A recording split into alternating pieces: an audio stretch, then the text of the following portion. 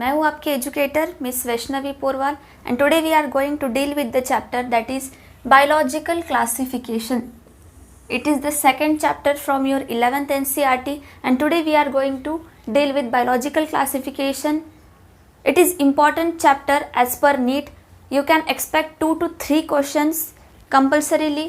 तो बेटा biological classification में एनसीईआरटी से कितना पढ़ना है और एक्स्ट्रा बाहर के कोई रेफरेंसेस से कितना पढ़ना है पहले मैं ये बता दूंगी. तो मैक्सिमम अगर पीवाईक्यूज आप देखोगे तो मैक्सिमम क्वेश्चंस डायरेक्टली आपको एनसीईआरटी से ही पूछे गए हैं. तो हम लोगों का मैक्सिमम फोकस 90% फोकस एनसीईआरटी पे ही रहेगा. जो एक्सटर्नल रेफरेंसेस है, जो एक्स्ट्रा पॉइंट्स है, मैं आपको सारे लेक्चर्स में कवर करवा दूंगी. So let us begin the chapter biological classification. First of all बेटा what do you mean by biological. तो बायोलॉजिकल का मीनिंग होता है लिविंग ऑर्गेनिजम्स को जब अलग अलग कैटेगरीज में क्लासीफाई करते हैं तो that we call it as biological classification. अब क्लासिफिकेशन कभी भी एक बेसिक पॉइंट है कि जब हम किसी चीज़ को क्लासीफाई करते हैं तो उसके लिए एक बेसिस की ज़रूरत होती है हमें. तो कभी भी क्लासिफिकेशन किसी भी बेसिस के अकॉर्डिंग किया जाता है. तो इस चैप्टर में सबसे पहले हम लोग देखेंगे कि हम कौन कौन से पॉइंट कवर करने वाले हैं. तो बेसिकली हम बायोलॉजिकल क्लासिफिकेशन इस चैप्टर में हम लोग अलग अलग किंगडम्स के बारे में पढ़ेंगे. सबसे पहले हम लोग बेसिक क्लासिफिकेशन के बारे में पढ़ेंगे. उसके बाद kingdom Monera, kingdom Protista, kingdom Fungi, then comes to your viruses, lichens and so on. जो kingdom Animalia and kingdom Plantae है उसके अलग से चैप्टर्स दिए गए तो हम वो डिटेल अलग से पढ़ेंगे. Now let us start with the classification.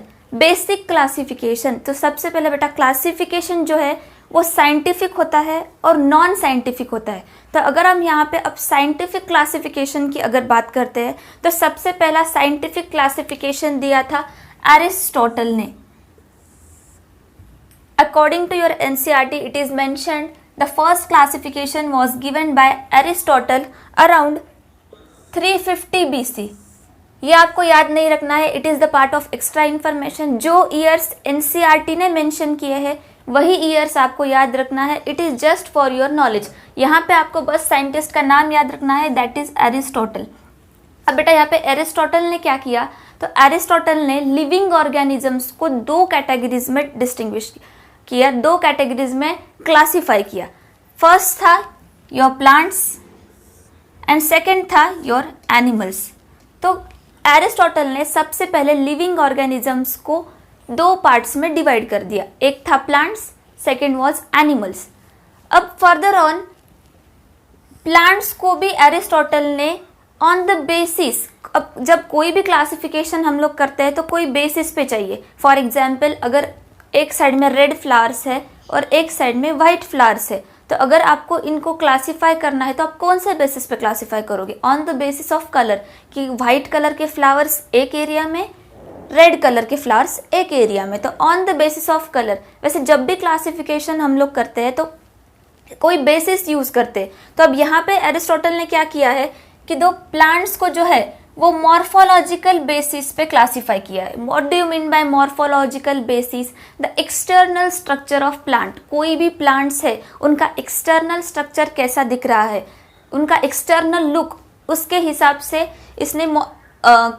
हिसाब से इन्होंने क्लासीफाई किया है. So on the basis of morphological basis Aristotle classified plants into herbs, shrubs and tree. तो मॉर्फोलॉजी के बेसिस पे प्लांट्स को एरिस्टोटल ने क्लासीफाई किया इनटू हर्ब्स, श्रब्स और ट्री. अब हर्ब्स का फॉर एग्जांपल, हर्ब्स यानी कि एक छोटे छोटे ग्रीन प्लांट्स जिनमें मैक्सिमम स्टेम प्रेजेंट नहीं होते. अगर आप देखोगे for example grass, it will look like just a green carpet. So for example best example of herbs is we can take here grass. अगर आप श्रब्स की बात करते हैं तो बेस्ट एग्जांपल इज आप तुलसी का पौधा ले ले जिसमें स्टेम तो प्रेजेंट है. It will be non green, means it will be brown colour, but जो उसका ट्रंक है वो एकदम थिन रहेगा, वो एकदम जायंटिक ट्रंक में एकदम जायंटिक ट्रंक में वो कन्वर्ट नहीं होगा, उसे हम कहेंगे श्रब्स. वही अगर ट्री की बात करते हैं तो फॉर एग्जाम्पल मैंगो ट्री ले लो, any tree, a big gigantic huge trunk you will observe there. तो this is difference between herbs, shrubs and tree. तो प्लांट्स को इस तरह क्लासीफाई किया गया था एरिस्टोटल ने on morphological basis into herbs, shrubs and tree. अब सेकंड था एनिमल्स। तो एनिमल्स को एरिस्टोटल ने कौन से बेसिस पे क्लासीफाई किया? तो एरिस्टोटल ने एनिमल्स को क्लासीफाई किया on the basis of RBC. On the basis of RBC, animals were classified. How? The animals without RBC were placed in another group and the animals with RBC were placed in different group. Animals को RBC के basis पे classify किया। With RBC जो group में RBC present थे उन्हें कहा जा रहा था एनाइमा। जिन ग्रुप्स में RBC absent है दैट इज कॉल्ड एनाइमा, इनाइमा एंड अनाइमा। तो ये तो एक बेसिक इन्फॉर्मेशन है बेटा। ये एरिस्टोटल का जो क्लासिफिकेशन है ये आपको एनसीईआरटी में दिया है, ये याद रखने की ज़रूरत नहीं है इनाइमा एंड अनाइमा। बस याद रखना है कि प्लांट्स को क्लासीफाई किया था on the basis of morphological basis, animals को क्लासीफाई किया गया था on the basis of RBC, present और absence of RBC. So here is the classification of Aristotle and ये आपको सारे पॉइंट्स ध्यान में रखना है because it is mentioned in your NCERT.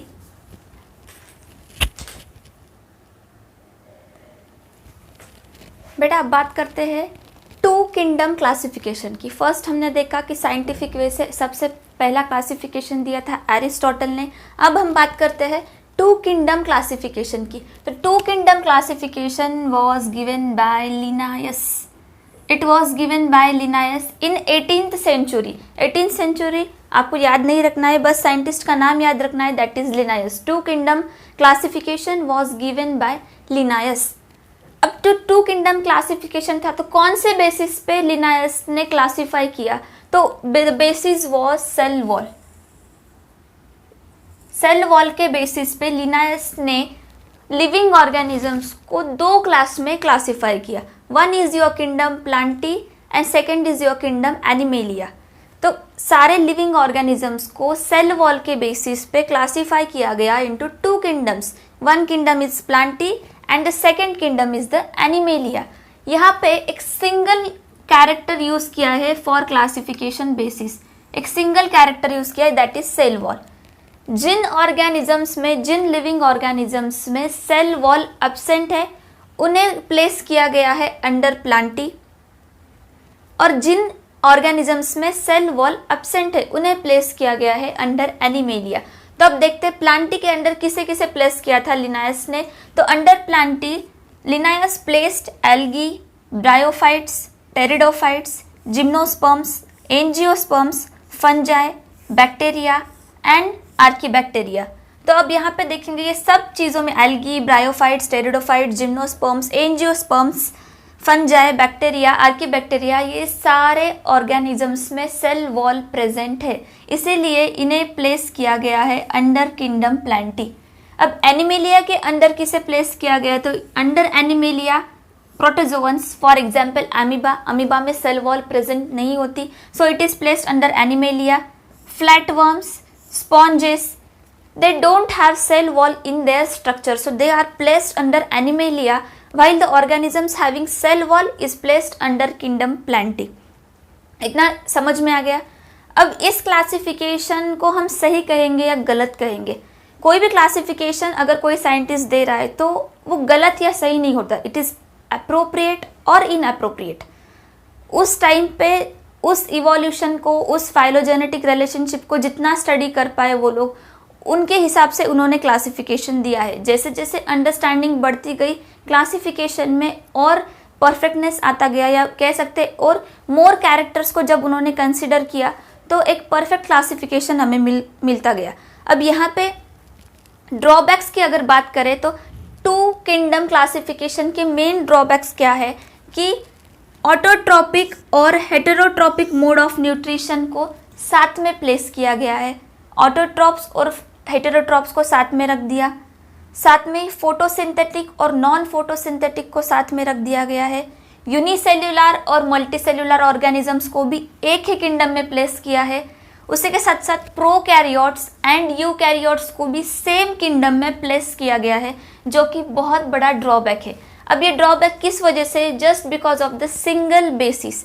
यहाँ पे उन्होंने एक सिंगल बेसिस कैरेक्टर यूज किया है for classification, that is cell wall, जिसके वजह से टू किंगडम क्लासिफिकेशन में ये ड्रॉबैक्स है।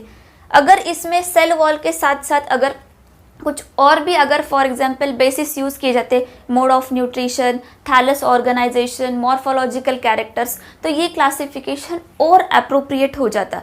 तो एज जैसे जैसे अंडरस्टैंडिंग बढ़ती गई तो साइंटिस्ट ने अलग अलग बोल सकते अलग अलग एक बेसिस यूज करना शुरू कर दिया। More characters like mode of nutrition, thallus organisation, mode of reproduction, morphological characters, maximum basis को जब यूज़ किया गया तो एक अप्रोप्रिएट क्लासिफिकेशन हमें टाइम के हिसाब से मिलता गया।